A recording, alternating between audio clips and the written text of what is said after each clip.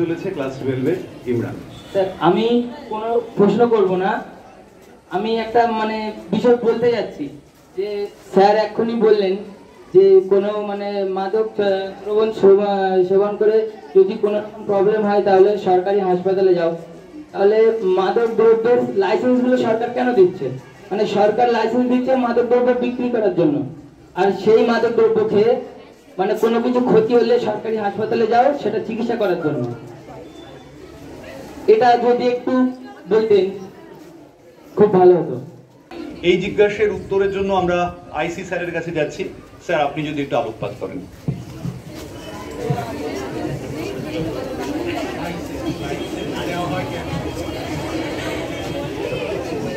আচ্ছা, উত্তরটা করতে হবে।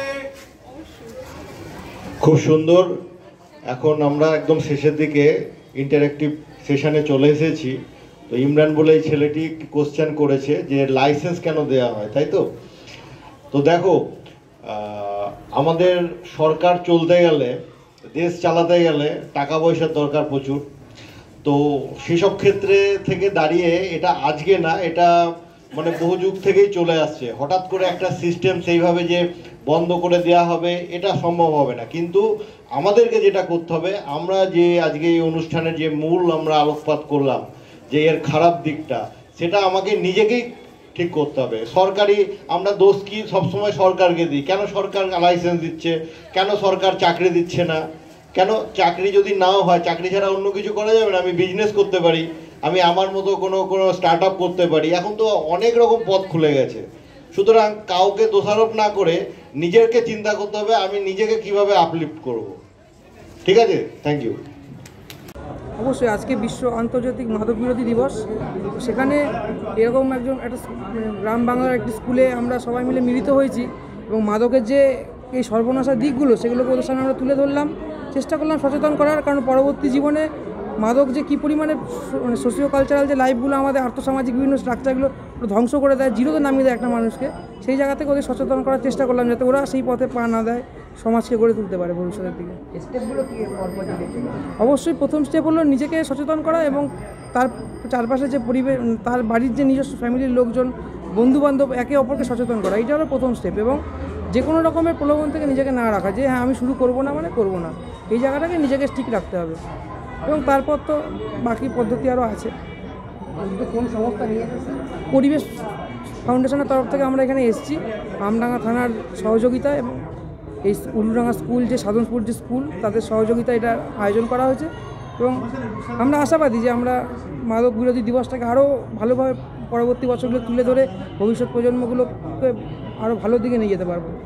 চিকিৎসা ব্যবস্থায় এর নেগেটিভ কুফলগুলো কি?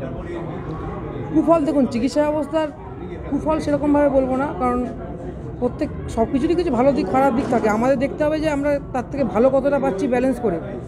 যে কোনো রকম চিকিৎসারই কিছু থাকে, তবে ঠিক আছে, নেশা বিরোধী যে নেশা মুক্তির যে চিকিৎসা পদ্ধতিগুলো অনেকটাই ভালো, এবং যদি সম্পূর্ণভাবে মোটিভেটেড থাকে ফ্যামিলি মেম্বার্সরা এবং পেশেন্ট নিজে, তাহলে অবশ্যই একটা গ্রুপ ওয়ার্ক করে আমরা তাদেরকে নেশা মুক্তি থেকে বের করতে পারি। এবং সাইড এফেক্টটা তো খুবই কম, সেটা নিয়ে না ভাবলেও চলবে।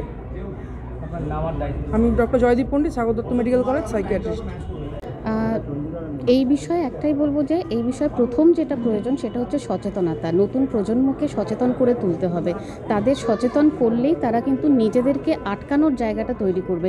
এই সচেতনতার মধ্যে কিন্তু শুধু বারণ করলে হবে না, তাদের কিন্তু এটা দেখানোরও প্রয়োজন আছে যে কেন আমরা বারণ করছি, এর থেকে ক্ষতি কী কী হয়। তবেই তারা কিন্তু এখান থেকে নিজেদেরকে আটকানোরও, কারণ নেশার তো একটা আকর্ষণ তো আছে, সেই আকর্ষণটাকে তো আমরা অস্বীকার করতে পারি না।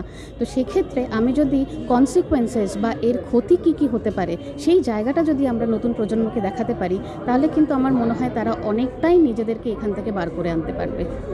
এই কোন সংস্থা থেকে এই আয়োজন আছে? আজকের এই আয়োজনটা পরিবেশ ফাউন্ডেশনের তরফ থেকে আমরা এখানে এসেছি। বিশ্ব মাদক বিরোধী দিবস, পড়ুয়াদের মধ্যে কি বার্তা দিলেন? পড়ুয়াদের মধ্যে আমরা এই বার্তাই দিলাম যে মাদককে আসক্ত হয়ে পড়লে সেখানকার কি কি কনসিকোয়েন্সেস হতে পারে, এবং এইটার যে কনসিকোয়েন্সেস এটা কিন্তু শুধু শরীরের মধ্যে সীমাবদ্ধ থাকে না, এর যে প্রভাব তার মনের মধ্যে পড়ে, আর্থসামাজিক অবস্থানে পড়ে এবং পারিবারিক অবস্থানের মধ্যেও পড়ে। তো আমরা যদি দেখি তাহলে ইটস আ গ্লোবাল কনসিকোয়েন্সেস এখানে আমরা দেখতে পাচ্ছি, মানে সার্বিকভাবে উন্নতির রাস্তাটা বন্ধ হয়ে যায়। সেইখান থেকে আমরা পড়ুয়াদের এই বার্তাই দিতে চাইব তারা যাতে নিজেদের পথে এগিয়ে যেতে পারে। বিচ্যুতি হতেই পারে, বিচ্যুতি আসবে, কিন্তু বিচ্যুতিটাকে আমরা যেন বুঝে সেখান থেকে আবার সঠিক রাস্তায় চলে আসতে পারি, সেই বার্তাটাই দেওয়ার আমরা চেষ্টা করলাম। আমি আত্রেয়ী চক্রবর্তী, আমি একজন মনোবিদ এবং আমি গিরীন্দ্রশেখর ক্লিনিক থেকে এসেছি। যেটা আমাদের নেশা যে কোনো দ্রব্য মানুষের শরীরে মেন যেটা সমস্যা করে সেটা হলো ডিপেন্ডেন্স, আমরা বলি ডিপেন্ডেন্স, নির্ভরশীলতা। যে প্রথম দিন একটা মানুষ যখন নেশা করে কিছু একটা কারণে তো সে নেশা করে, যে বন্ধু বললো, যেটা ম্যাডাম বলছিল যে মন দুঃখে আছে, মনে আনন্দ চাই, তার জন্য একটা কিছু করলে দারিদ্রতা একটা বিশাল বড় কারণ। এবং এই যে তোমাদের এইসব বয়সে বিভিন্ন প্রলোভনগুলো আছে তার একটা মেন ব্যাপার হচ্ছে দারিদ্রতা, যে পরিবারে টাকা পয়সা দরকার, কাজ করতে পারছি না, পড়াশোনা ছেড়ে দিচ্ছি, কাজের জায়গায় যাবো, কাজ করে কিছু টাকা ইনকাম করবো।